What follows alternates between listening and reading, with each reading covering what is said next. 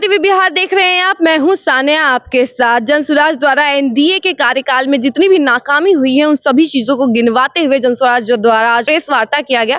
पहले जरा सुनिए कि प्रवक्ता क्या कुछ कह रहे हैं। वो है एनडीए सरकार के 11 साल और बिहार राज्य के संदर्भ में मोदी जी के अधूरे वादे। तो मेरे हिसाब से तो इस टॉपिक पे बेस्ट प्रेस कॉन्फ्रेंस होना ही नहीं चाहिए। ये टॉपिक तो इतना सीधा साधा है, इतना ऑब्वियस, इतना डायरेक्ट है कि इस पे सवाल जवाब तो क्या ही करेगा इंसान, क्योंकि वादे किए गए और वादे पूरे नहीं हुए हैं। 2014-15 का स्पेशली वो आपको मंजर याद होगा जब वो बहुत ही अशोभनीय तरीके से माननीय प्रधानमंत्री गोलियां लगा रहे थे, इतना दूं या इतना दूं, इतना दूं या इतना दूं, और फाइनली 1.25 लाख करोड़ का पैकेज हमको वादा किया गया था। उस 1.25 लाख करोड़ में 54 लाख करोड़ के हिसाब 54,000 करोड़ के हिसाब से कुछ आया ब्रिजेस और इंफ्रास्ट्रक्चरल प्रोजेक्ट्स बनने के लिए। उसमें से कुछ 12 रेलवे ब्रिज बनने थे जो पेपर पे हैं, 44 नेशनल हाईवे बनने थे जिसमें से 22 की जर्जर अवस्था है और 27 की रादर, और बाकी 17 का अभी डिटेल प्रोजेक्ट रिपोर्ट तक नहीं बना है। ये मैं बात कर रही हूँ 10 साल के रिपोर्ट कार्ड की। आजकल की बात नहीं है कि भाई थोड़ा और टाइम दे दिया जाए, सिविल वर्क है। ये बात हम कर रहे हैं 10 साल की, ठीक है। तो इतना दूं बोलते बोलते जो हाथ हिला के उन्होंने ऐसे प्रॉमिस किया था 1.5 लाख 1.25 लाख करोड़, उसमें से 54,000 करोड़ का तो ये हिसाब है। बाकी 3,000 करोड़ आने थे एजुकेशन और एग्रीकल्चर के लिए, कोई पता नहीं है उसका। उसके अलावा एक लिस्ट है कि ये यूनिवर्सिटी बनेगी, वो यूनिवर्सिटी बनेगी। जैसे विक्रमशिला में सेंट्रल यूनिवर्सिटी, कोई पता नहीं है, एक ईंट तक नहीं आज तक उसकी लगाई गई है, भूमि पूजन तक नहीं हुआ है। उसके अलावा एम्स दरभंगा प्रॉमिस किया गया था। एम्स दरभंगा के प्रांगण में शायद अभी भी गाय या भैंस चल रही होंगी। आईआईटी पटना का एक्सपेंशन करने का प्रॉमिस किया गया था, नहीं हुआ है। 75,000 सीट्स मेडिकल इंस्टीट्यूशंस में ऐड करने की बात हुई थी, नहीं हुई है। तो एजुकेशन में तो आप यहाँ पे आ जाइए। उसके अलावा हम आ जाते हैं Darbhanga airport, Muzaffarpur airport, Bhagalpur airport, जो हर स्पीच में बोला गया है और आज तक नहीं उसका प्रॉमिस पूरा किया गया है।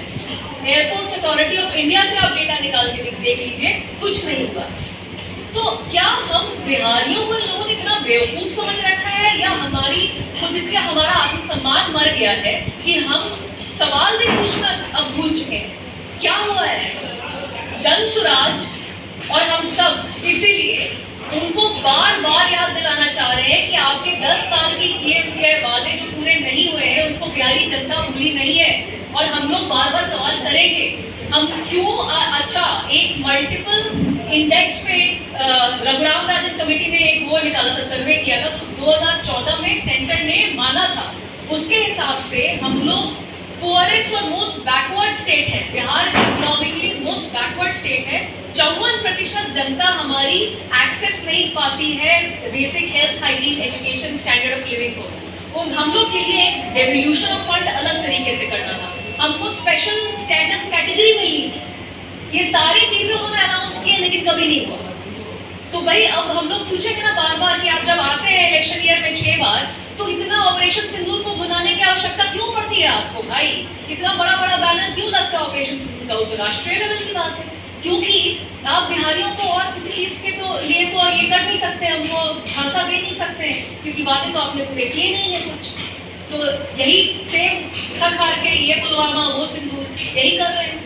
तो बिहार की जो जनता है जागरूक हो चुकी है, और हमारे पास आंकड़े तो नेवर एंडिंग है जो वादे पूरे नहीं हुए। भागलपुर को बोला गया था कि स्किल डेवलपमेंट यूनिवर्सिटी वगैरह लगाई जाएगी।